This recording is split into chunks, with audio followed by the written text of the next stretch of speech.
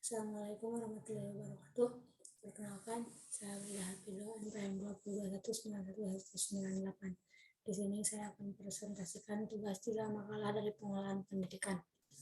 Jenjang pendidikan dan tujuannya. Jenjang pendidikan adalah tingkatan pendidikan yang telah dilakukan berlandaskan sastra atau hierarki dan level perkembangan siswa, misi yang akan diraih dan keterampilan yang akan dikembangkan. Di Indonesia, jenjang pendidikan diklasifikasikan dalam beberapa tahap. Di antaranya ada pendidikan usia dini, pendidikan dasar, pendidikan menengah, dan pendidikan tinggi. Jenjang pendidikan yang ada diklasifikasikan berlandaskan keahlian siswa, usia, dan tingkat kecakapannya. A. Pendidikan anak usia dini.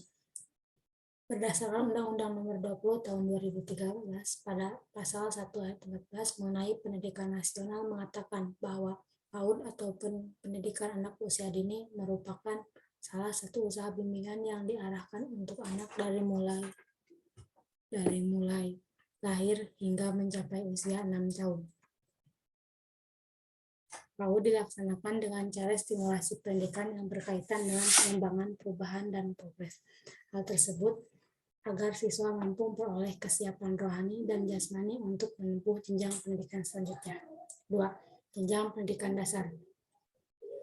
Jenjang pendidikan dasar adalah level pendidikan yang disiapkan untuk perkembangan dan pertumbuhan siswa agar mampu bersaing dan melaksanakan pendidikan level menengah. Pendidikan dasar ini dilaksanakan selama 9 tahun, yang mana level pendidikan mulai dari kelas 1 hingga 6 merupakan SD dan kelas 7 hingga 9 merupakan SMP. Jenjang pendidikan menengah merupakan lanjutan dari pendidikan dasar yang di dalamnya terdapat pendidikan menengah kejuruan dan menengah umum. Pada pendidikan menengah ini, siswa akan dipersiapkan secara matang untuk bisa memperoleh pendidikan atau pekerjaan di masa setelah pendidikan menengah telah rampung, di mana siswa bisa memilih untuk melanjutkan pendidikan tinggi atau mencari pekerjaan sesuai dengan keahliannya.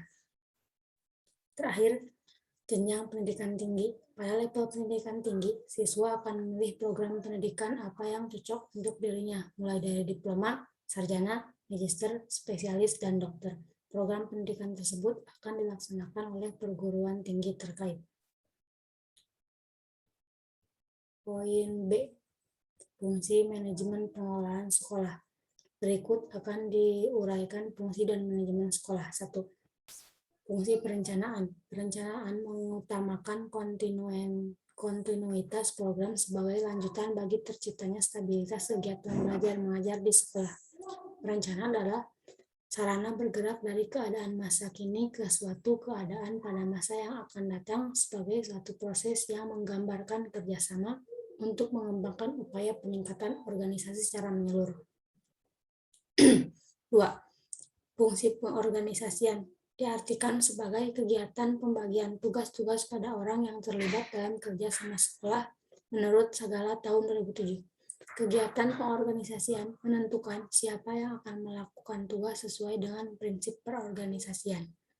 3. Fungsi penggerakan. Fungsi penggerakan adalah kemampuan membujuk orang-orang mencapai tujuan yang telah ditetapkan dengan penuh semangat. 4. Fungsi pengkoordinasian dalam operasionalnya mengajarkan unit-unit, orang-orang, lalu lintas informasi, dan pengawasan seefektif mungkin semuanya harus seimbang dan selaras dengan tujuan yang telah ditetapkan sebelumnya.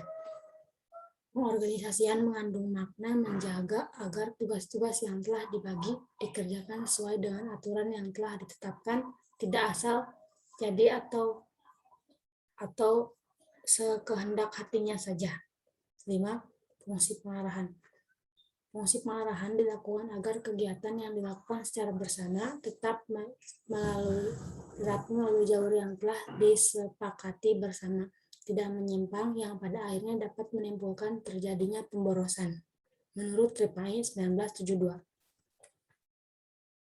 6. Fungsi pengawasan. Menurut Oteng Sutisna 1983, mengawasi adalah proses dengan mana administrasi melihat apakah apa yang terjadi itu sesuai dengan apa yang seharusnya terjadi. Jika tidak, maka penyesuaian yang perlu dibuatnya. Poin C. Prinsip pengelolaan sekolah. Berikut merupakan prinsip manajemen dalam pengelolaan sekolah agar dapat mencapai tujuan sekolah yang baik. 1. Prinsip efisiensi.